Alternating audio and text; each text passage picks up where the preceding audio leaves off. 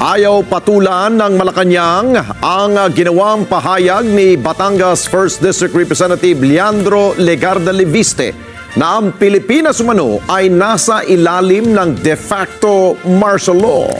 Pagbubunyag pa ni Leviste, marami ang tahimik dahil sa takot na mga kasuhan sapagkat nakikita umano na yung mga kritiko ng administrasyon na mga unang sinasampahan ng kaso samantala ang mga kaalyado ay hinahayaan lamang.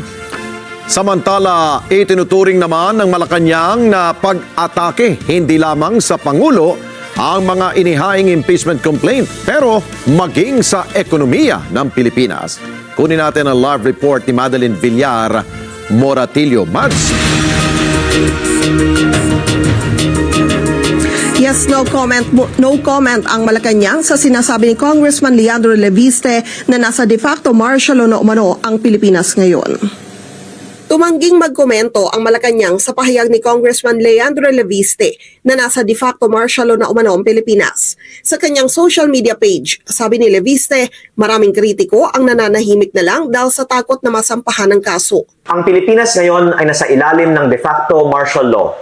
Hindi man deklarado, pero nararamdaman.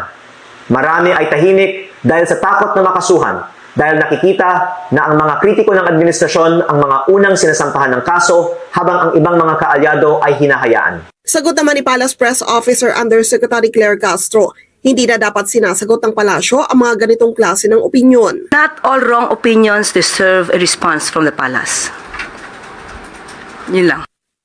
Sa tanong naman na baka seryosohin ng iba ang pahayag ni Leviste. Unang-una po, mismong mga taga-media, kayo po na miyembro ng MPC ay makakaramdam kung totoo po ba ang kanyang mga sinasabi. Kasunod naman ang patong-patong na impeachment complaint na inihain sa Kamara laban kay Pangulong Ferdinand Marcos Jr., aminadong Malacanang na maituturing na pag-atake ito sa administrasyon. Giit ni Castro, hindi lang naman ang Pangulo ang apektado rito, kundi maging ekonomiya ng bansa. In a way, yes. Dahil sabi po natin, ang anumang pagsasampa ng impeachment complaint ay hindi lang ang Pangulo maapektuhan, kundi mismo ang bansa at ang ekonomiya. Sa ngayon, dalawa na ang impeachment complaint laban sa Pangulo na nakahain sa Kamara. Ginagalang po ng Pangulo kung ano man po ang mga activities, ginagawa at mga desisyon po ng House of Representatives. So hayaan po natin ang proseso na umandar na naaayon sa batas. Nilinaw rin ni Castro na walang kinalaman ng Pangulo sa desisyon ng anak nito na si Congressman Sandro Marcos na wag sumali sa mga deliberasyon patungkol sa impeachment. Hindi po nakikialam ang Pangulo sa mga anumang aksyon na gagawin ng kanyang anak dahil ang alam po niya, kailangan lamang pong tumpad ng kanyang anak sa mandato. Ang ginawaan niya ni Congressman Marcos ay voluntaryo at bilang isang public servant, alam naman nito ang nakasaad sa batas at kung ano ang mga dapat nitong gawin. Sa mga mungkahi naman na bumuuna ng bagong unit team at magsanib puwersa naman sina dating Vice President at Naga City Mayor Leni Robredo at Pangulong Ferdinand Marcos Jr. para matapos na ang mga Duterte sa 2028, masyado pa raw itong maaga. Maybe it's too early to comment on that. Sa mga nagtatanong naman kung kamusta na ang Pangulo, sabi ni Undersecretary Claire Castro, nasa maayos naman itong kalagayan. Bagamat sinusunod nito yung bili ng kanyang doktor na maghinay-hinay muna sa trabaho, wala munang public events ang Pangulo at may mga private meeting naman siya at iba pang event sa loob ng Malacanang. Balik sa inyo dyan, Alex. Okay, Mads, para maintindihan ng taong bayan, no, yung Latin word na de facto, ang ibig sabihin niyan ay in reality or in practice, no? Itong umano'y martial law. Para lang maintindihan ng taong bayan, bagamat wala pang ginawang proklamasyon dito ang Malacanang na pinabulaanan naman rin.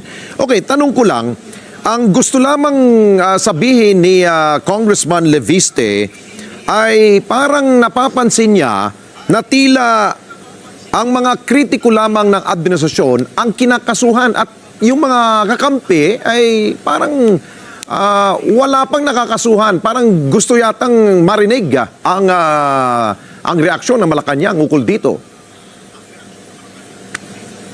Yes, Alex, mukhang yun din yung gusto nga iparating ni Congressman Leviste sa Malacanang. Kaya lang ayaw itong patulan sa ngayon ng tagapagsalita ng palasyo na si Yuse Claire. Kasi sa tingin niya, mali naman daw itong opinion na ito ni Congressman Leviste. Oo, kanina narinig ko rin na merong naging komento at sagot ang kalihim ng DILG na si Secretary John Vic Remulla sa isang panayam sa isang telebisyon na binabanggit niya na kailangan lamang harapin ni Leviste itong mga problema niya.